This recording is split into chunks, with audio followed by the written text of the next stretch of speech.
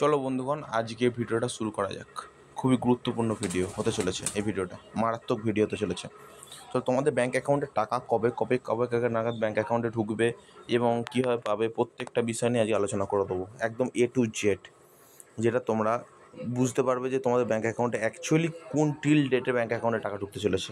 হ্যাঁ, ঠিকই শুনেছো, একদম পাক্কা এবং গুরুত্বপূর্ণ ইনফরমেশান। ভোট ঠিক জায়গায় দাও প্লিজ, না হলে সব মরবো। একদম ঠিকঠাকই বলেছে, ভোট ঠিক জায়গায় না দিলে সবাই মরবো। তো আসল কথা আসি, তো এই সমস্ত ফরওয়ার্ড বা HY স্টুডেন্টরা অনেক দিন ধরে অপেক্ষা করে বসে আছে তোমাদের নিয়ে কীভাবে খেলা হচ্ছে তোমরা কল্পনা করতে পারছো না, আর দোষ দিচ্ছ আমাকে। ধন্যবাদ, কোনো সমস্যা নেই। স্যাংসার স্টুডেন্টদের নিয়েও কীভাবে খেলা হচ্ছে তোমরা কল্পনা করতে পারছো না, আর দোষ দিচ্ছ আমাকে। বাহ, সাবাস। দেখো, যে রাজ্যে আমাদের শিক্ষামন্ত্রী চোর থেকে শুরু করে সবাই যখন একটা করাপশানের সাথে যুক্ত আছে, তো তোমার কি মনে হয় যে আমি হাজারবার চেষ্টা করার পরও কি সব স্টুডেন্টদের একই ডেটে ব্যাঙ্ক অ্যাকাউন্টে টাকা ঢোকাতে পারবো? তোমাদের চিন্তাভাবনা থেকে তোমরাই বলো, আমি আর কিছু বলবো না। শুধু একটা কথাই বলবো, সঠিক। তো একটা বিষয় তোমাদের সামনে তুলে ধরার চেষ্টা করব, বাস্তব কথা বলি। তো আমি অনেকবার গিয়েছিলাম, তোমাদের পাশে এসে দাঁড়িয়েছি, একটা লেটেস্ট 5টা ইনফরমেশান পেয়েছি। সকল আমি তোমাদের 5 রকমভাবে জানিয়ে দিচ্ছি। তোমাদের যেটা ইচ্ছা তোমরা সেটা করো এরপর। কারণ আমি অনেক ধরনের চেষ্টা করেছি।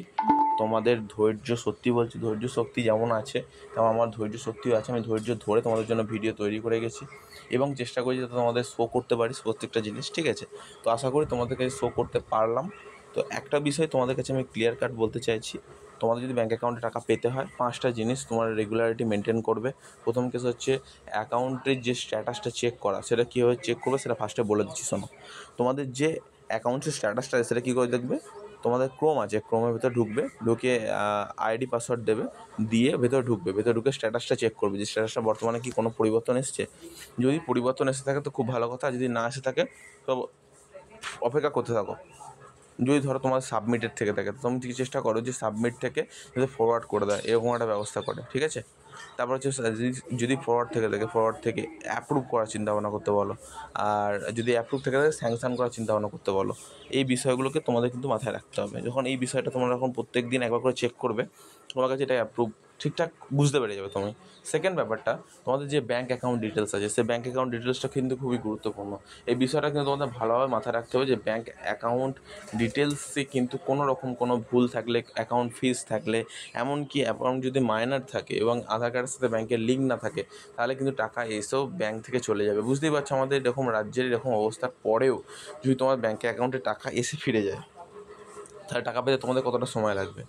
বা তোমাদের যে কোনো ডকুমেন্ট যদি কোনো কারণে রেকটিফাইড না হয়ে থাকে, ধরো কোনো কারণে কোনো কিছু ভুল থেকে থাকে, একটা বিষয় যদি ভুল থেকে থাকে, তাহলে ব্যাঙ্ক অ্যাকাউন্ট থেকে যদি টাকা চলে যায় তাহলে কী হবে, আশা করি তোমরা বুঝতে পারছো।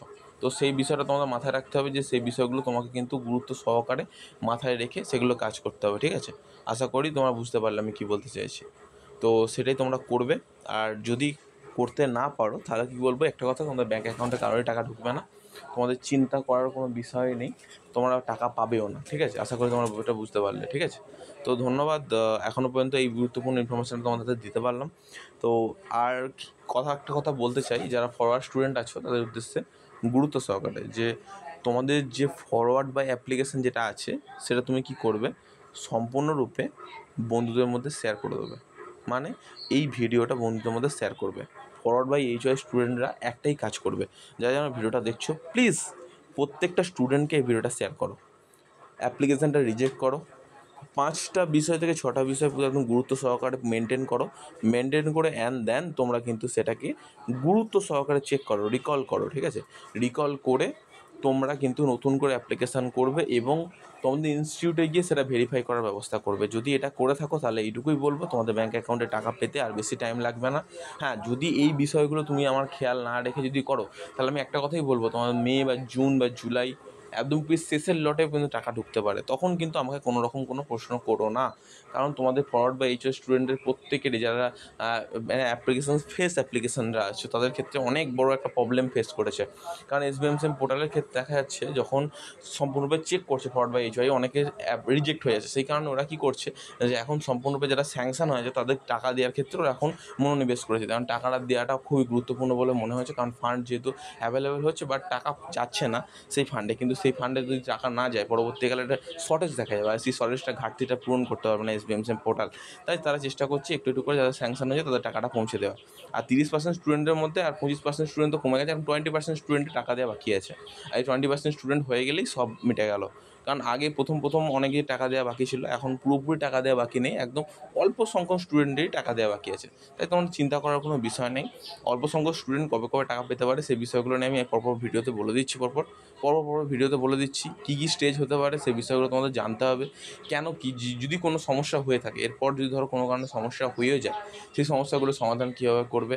ধরো কোনো কারণে সমস্যা যদি নাও হয়, তোমার ব্যাঙ্ক অ্যাকাউন্টে যদি টাকা ঢুকলো, ধরো কোনো কারণে ঢুকে যদি রিফান্ড হয়ে যায় বা বিভিন্ন ধরনের প্রবলেম পড়লে তুমি কী করবে। দেখো, টাকা ঢোকাটা কোনো ম্যাটার নয়, টাকা ঢুকেই যাবে, সবার অ্যাকাউন্টে ঢুকবে। কিন্তু যদি ঢুকে রিফান্ড হয়ে যায়, দেখো কি বিভিন্ন কারণে বিভিন্ন প্রবলেম হয়, তো তখন তুমি কী করবে প্রত্যেকটা বিষয় নিয়ে আমি তোমাদের আলোচনা করে দিচ্ছি পরপর। ঠিক আছে, এই ভিডিওগুলো কিন্তু মন দিয়ে দেখো, তাহলে কিন্তু বুঝতে পারবে। ঠিক আছে।